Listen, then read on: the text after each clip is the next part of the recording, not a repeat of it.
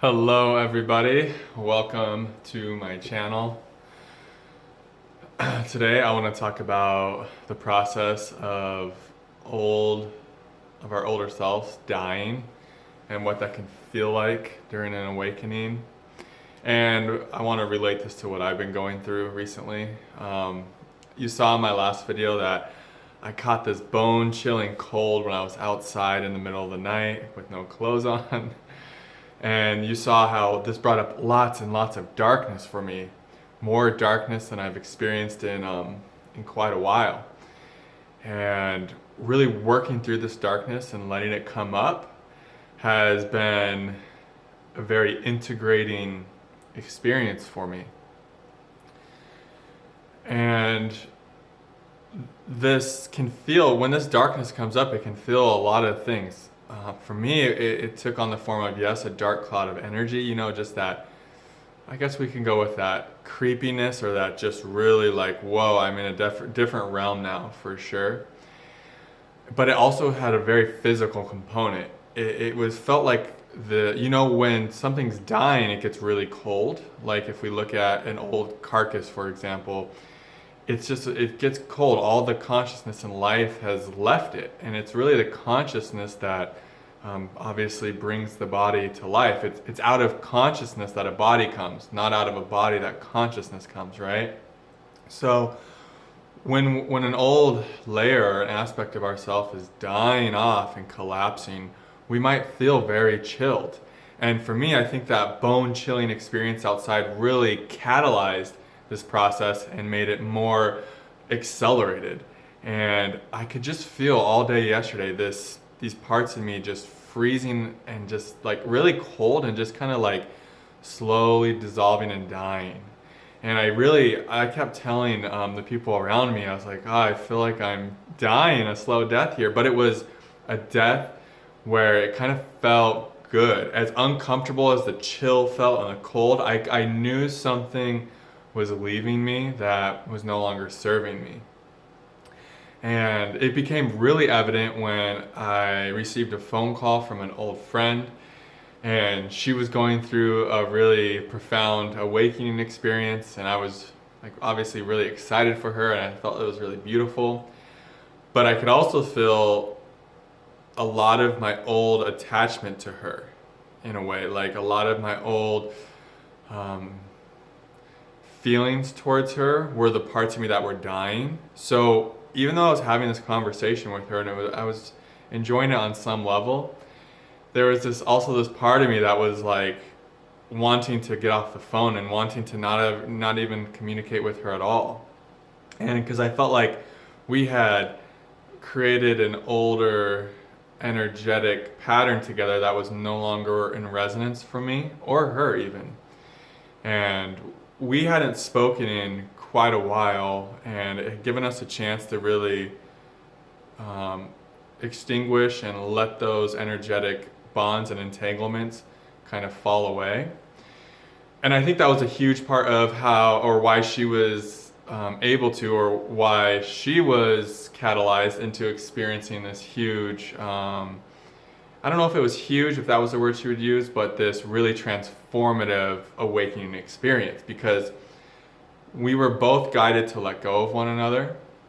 And I think it was I'll get to why it was important for me, but I think for her, just from an intuitive sense, it was so that she could explore her depths without any interference, any energetic interference or attachment getting in the way.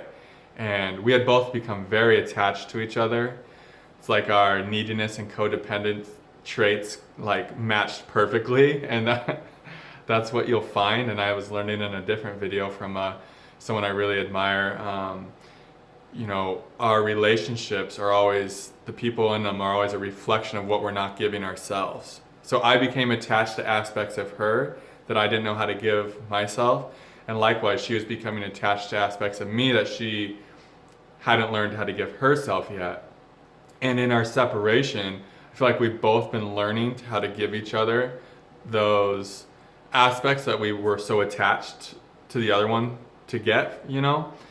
And in that space, it allowed that energy of attachment to each other to slowly start collapsing. And when that collapses, I think for her, when it collapsed, or got close anyways, there was a space open for the self to come through and for the experience of the ultimate reality to reveal itself to her. And I feel like that's so beautiful. And of course and I even told her, I wanted this so bad for you when we were together, because I wanted it for me though, in an egoic way, because I wanted my girlfriend to be on the awakening path with me. I didn't, I was still so stuck in the character of me, the ego of me, that I didn't fully want it for all the right reasons. And that's what attachment brings out in us. It brings out those needy, insecure parts of us. And I said that's why we had to separate, of course. And now that we had separated and we had let go of those attachments, she was able to experience a more direct experience of her truth, which is so beautiful. And that's the thing about following the inspiration of consciousness, guys. It's going to be hard, and the ego's not going to want to do it. Like for us separating, our egos put up a huge fight, a tremendous fight.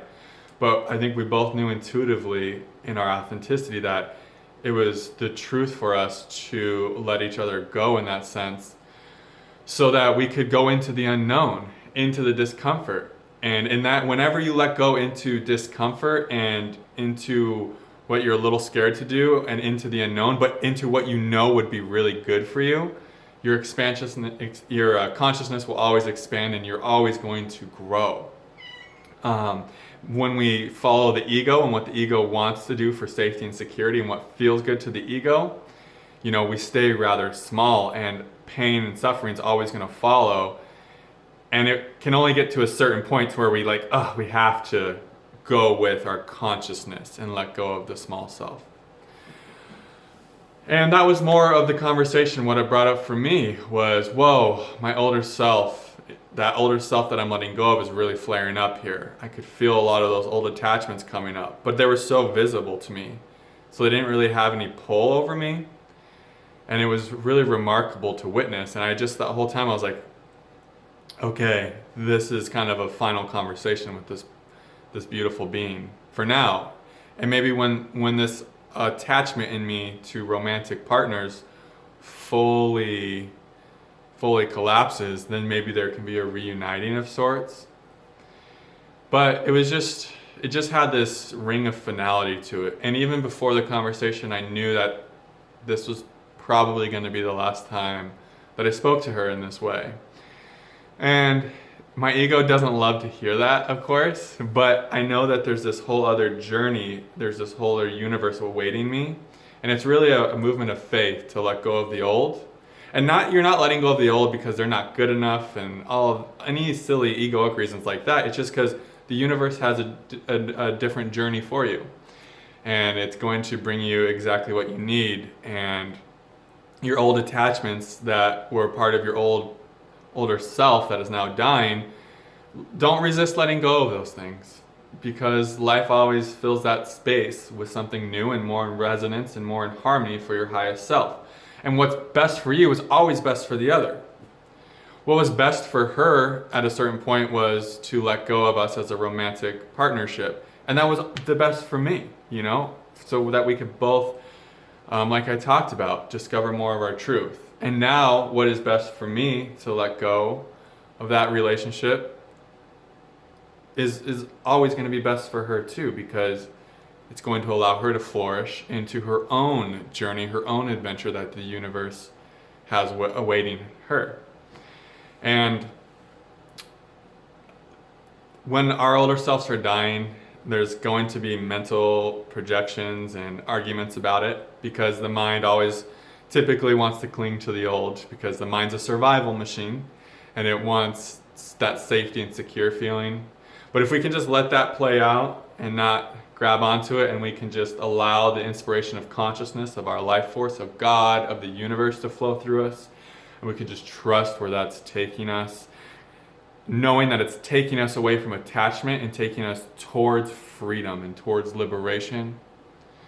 Because that's the whole real deal of this awakening, is we want to be free. It's unshackling ourselves from those things that have always kept us in unconsciousness. And for me, a big thing that's kept me in unconsciousness is romantic attachment to women, and that's one of the biggest things that has taken up so much of my energy and has kept me so unconscious.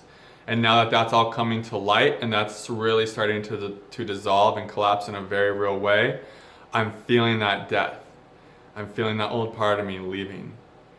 And that can be solemn, of course, but it is also really exciting because it's going to open up so much more space within me, and I'm going to have so much more energy free to give because I won't be siphoning it off to these lower attachments. So that's the beauty in this process when your older self is dying. Embrace the discomfort, embrace all the symptoms that come with it, embrace the thought storms, knowing that you're coming to a place of liberation so that your true self and your consciousness can expand and your truth and your authenticity can flow through you more, and just know an amazing adventure awaits you. And one of the biggest things to know on the spiritual path is that as we start letting go of the things that we think will make us happy and that we think we want, we open ourselves up to receive 1,000, 1,000,000 times more than we ever thought we could, than we ever wanted in the first place. So I hope you guys enjoy this video, and I hope you guys enjoy the rest of your day. Namaste.